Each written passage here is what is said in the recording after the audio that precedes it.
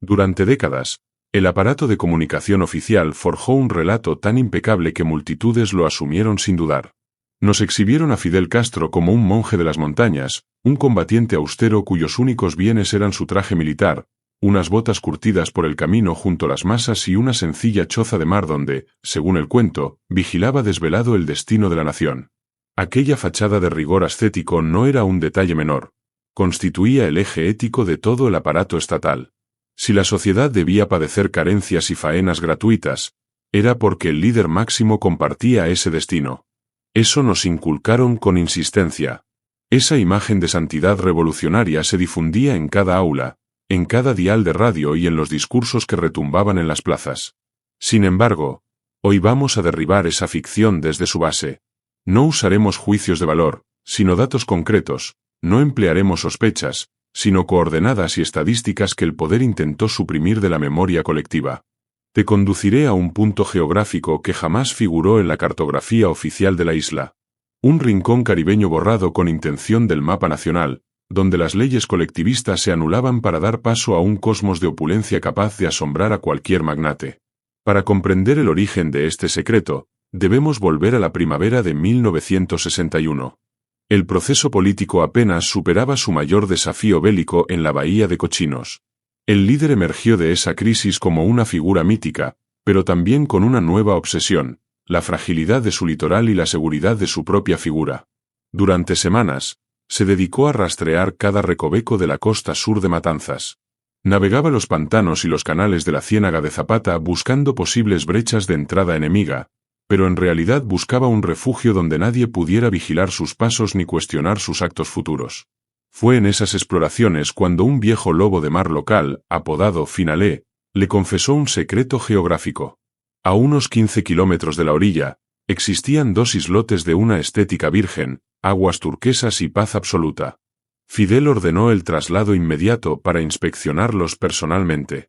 Visualiza el momento, una nave militar rompiendo las olas, el jefe de Estado observando el horizonte, y de pronto, brotando de la inmensidad, dos tierras cubiertas de flora salvaje llamadas Cayo Piedra del norte y del sur. En ese segundo, el deseo de posesión se activó en su mente con una fuerza imparable. Pero existía un escollo moral y físico. El islote sur tenía un residente. Vivía allí un humilde torrero cuya única labor era guiar a los botes entre los corales peligrosos. La resolución ante este estorbo muestra su verdadera faz. No hubo pacto ni traslado cordial.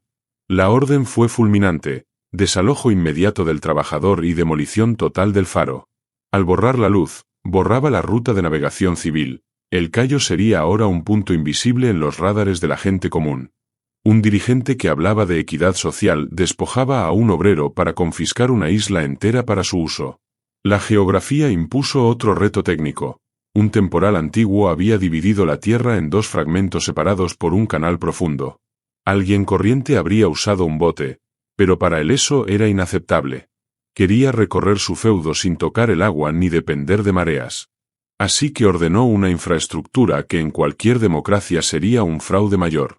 Convocó al ministro de Construcción para fabricar un puente de concreto reforzado de más de 200 metros sobre el mar abierto.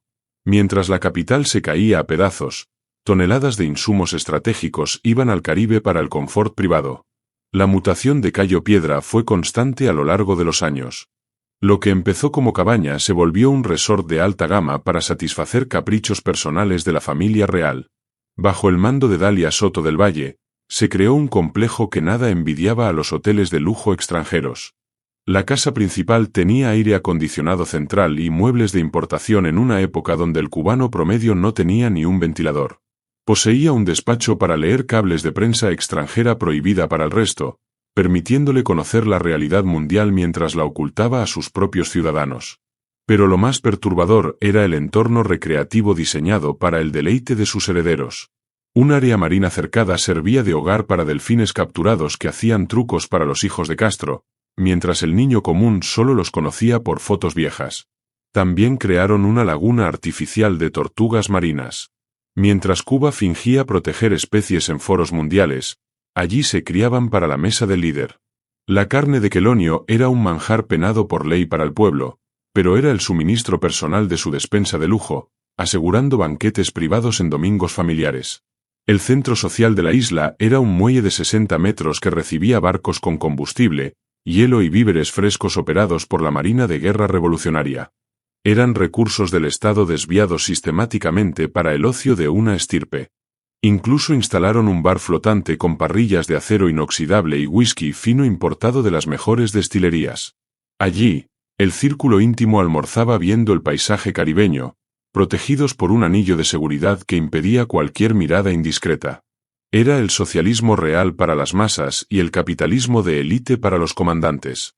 Si la isla era el fortín, el yate Aquarama II era la joya de la corona de esta hipocresía. Nada ilustra mejor la doble moral. Mientras los botes pesqueros se oxidaban por falta de piezas, Fidel tenía una nave de 27 metros con motores soviéticos de patrullera militar. Fue un regalo de Brezhnev que consumía galones de combustible que el pueblo necesitaba para el transporte público.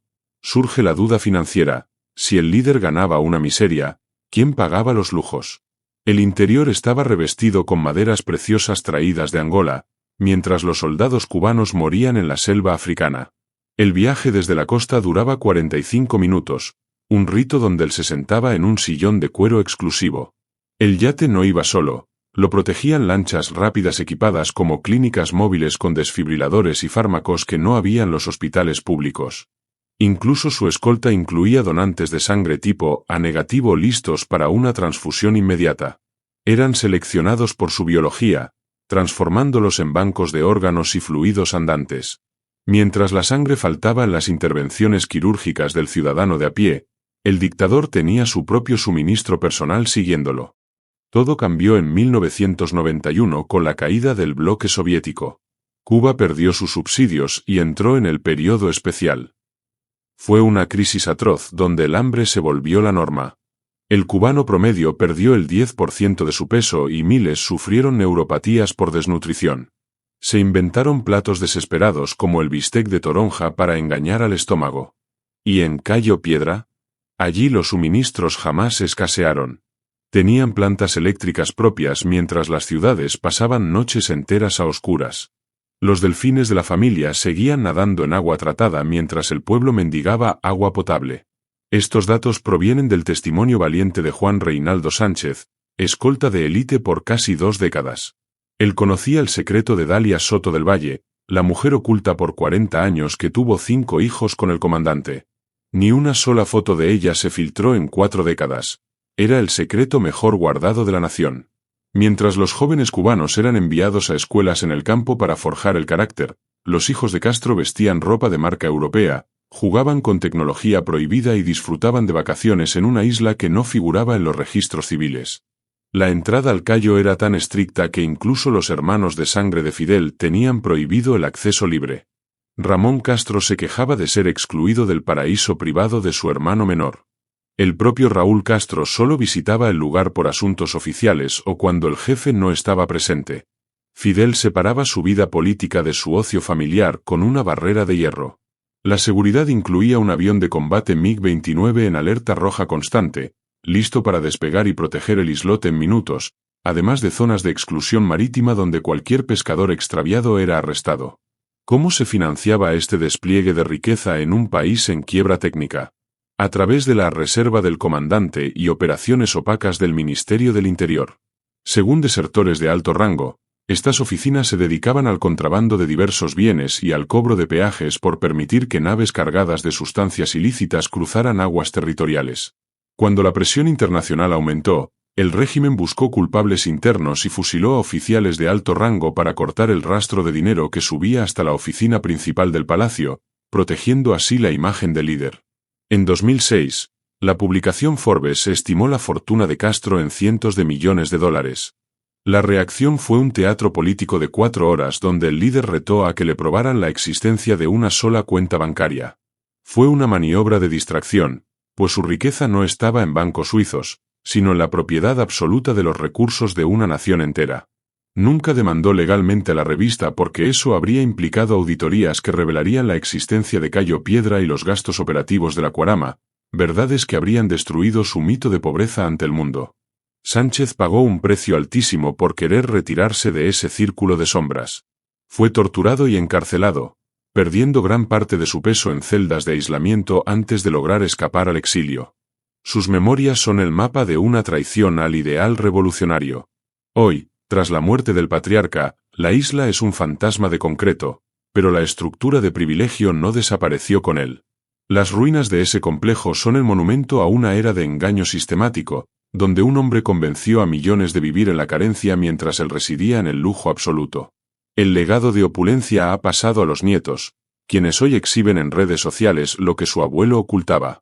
Se les ve en yates de lujo por el Mediterráneo y conduciendo autos alemanes por calles donde el pueblo hace colas para comprar pan.